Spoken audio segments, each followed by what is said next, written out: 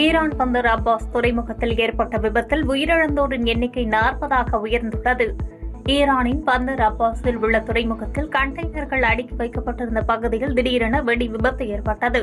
இந்த விபத்து தொடர்பான காட்சிகள் வெளியாகி அதிர்ச்சியை ஏற்படுத்தியுள்ள நிலையில் இந்த விபத்தின் அதிர்வலைகள் பல கிலோமீட்டர் தொலைவிற்கு உணரப்பட்டதாகவும் அப்பகுதி மக்கள் தெரிவித்தனர். தீயை கட்டுக்குள் கொண்டுவரும் முயற்சியில் தீயணைப்புத் துறையினர் தொடர்ந்து ஈடுபட்டு வரும் நிலையில் தீயில் சிக்கி உயிரிழந்தவர்களின் எண்ணிக்கை அதிகரித்து வருகிறது. தற்போது வரை தீ விபத்தில் சிக்கி உயிரிழந்தவர்களின் எண்ணிக்கை 40ஆக உயர்ந்துள்ள நிலையில் 800க்கும் மேற்பட்டோர் காயமடைந்திருப்பதாகவும் அந்நாட்டு அரசாங்கம் தெரிவித்துள்ளது. கண்டெய்னரில் எளிதில் தீப்பற்றக்கூடிய பொருட்களை வைத்திருந்ததை தீ விபத்திற்கு காரணம் என முதற்கட்ட விசாரணையில் தெரியவந்துள்ள நிலையில் போலீசார் தொடர்ந்து விசாரணை மேற்கொண்டு வருகின்றனர்.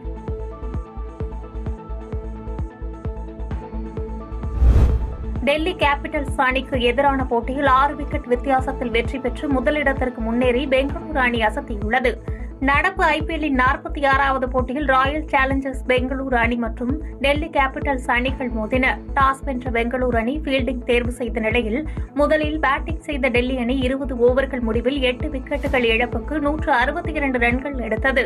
அதிகபட்சமாக KL ராகுல் 41 ரன்களும் ஸ்டப்ஸ் 34 ரன்களையும் எடுத்தனர். பெங்களூரு தரப்பில் புவனேஸ்வர் குமார் 3 விக்கெட்டுகளையும் ஹவுசல்வுட் 2 விக்கெட்டுகளையும் கைப்பற்றினர். இதனைத் தொடர்ந்து இரண்டாவது இன்னிங்ஸை விளையாடிய பெங்களூரு அணி 26 ரன்களுக்கு 3 விக்கெட்டுகளை இழந்தன. அதனை அடுத்து விராட் கோலி மற்றும் குருணல் பாண்டியா இணைந்து 4 விக்கெட்டுக்கு 119 ரன்கள் குவித்த நிலையில் 6 விக்கெட்டுகள் வித்தியாசத்தில் பெங்களூரு அணி வெற்றி பெற்று அசத்தியது. அதிகபட்சமாக குருணல் பாண்டியா 73 ரன்களும் விராட் கோலி 50 ரன்களையும் பதிவு செய்தனர். இந்த வெற்றியின் மூலம் புள்ளி பட்டியலில் பெங்களூரு அணி முதலிடத்திற்கு முன்னேறி அசத்தியது. ஐபிஎல்லின் 4000 ரன்களை அதிவேகமாக கடந்து 3வது வீரர் என்ற பெருமையை சூரியகுமார் யாதவ் பெற்றார். நடப்பு ஐபிஎல் தொடரின் 45வது போட்டியில் மும்பை இந்தியன்ஸ் மற்றும் லக்னோ சூப்பர் ஜெயண்ட்ஸ் அணிகள் மோதின. இப்போட்டியில் லக்னோ அணியை 54 ரன்கள் வித்தியாசத்தில் வீழ்த்தி மும்பை அணி அபார வெற்றி பெற்றது. இதில் முதலில் பேட்டிங் செய்த மும்பை இந்தியன்ஸ் அணியில் சூரியகுமார் யாதவ் 28 பந்துகளில் 54 ரன்களை குவித்து அசத்தினார். அதிரடியாக விளையாடிய அவர் 34 ரன்களை எடுத்தபோது ஐபிஎல் போட்டியில் 4000 ரன்களை அதிவேகமாக கடந்து 3வது நபர் என்ற பெருமையினை பெற்றார். இதற்காக 2714 ரன்களை சந்தித்து 4000 ரன்களை கடந்துள்ளார். முதல் 2 இடங்களில் கிறிஸ் கெயில் மற்றும் AB டிவிலியர்ஸ் ஆகியோர் இருப்பது குறிப்பிடத்தக்கது. கால்பந்து போட்டியில் எல் கிளாசிக்கோ என அழைக்கப்படும் போட்டியில் ரியல் மாட்ரிட் அணியை வீழ்த்தி பார்சிலோனா அணி வெற்றி பெற்று சாம்பியன் பட்டத்தை வென்றது. ஸ்பெயினின் செவிலி நகரில் கோப்பா டெல் ரே எனும் ஸ்பானிஷ் கோப்பை கால்பந்து தொடர் போட்டி நடைபெற்றது. இதில் இறுதிப் போட்டியில் பார்சிலோனா மற்றும் ரியல் மாட்ரிட் அணிகள் பல பரீட்சை மேற்கொண்டன.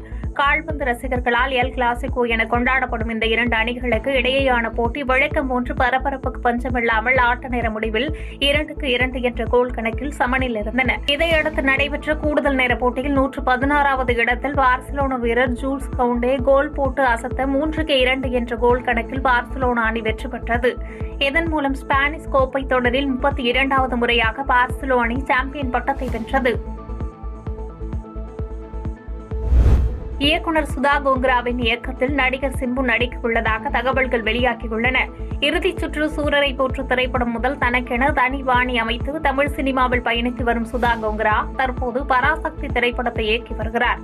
சிவகார்த்திகேயன், ரவி மோகன், அதர்வா உள்ளிட்டோரின் நடிப்பில் உருவாக்கி வரும் இத்திரைப்படம் 1965 காலகட்டத்தில் இந்தி திணிப்பை மையமாக கொண்டு தயாராக்கி வருவதாக கூறப்படுகிறது.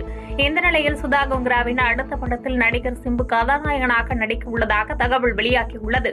வேட்டை நாய்கள் எனும் நாவலை அடிப்படையாக கொண்டு தயாராக உள்ள இந்த திரைப்படத்திற்கு நடிகர் சிம்புவை ஒப்பந்தம் செய்துள்ளதாக கூறப்படுகிறது. தற்போது ஏற்கனவே அடுத்தடுத்து 3 படங்களில் நடித்து வரும் சிம்பு விரைவில் சுதா கோங்கராவுடன் இணைப்பார் என சினிமா வட்டாரங்கள் தெரிவித்து வருகின்றன.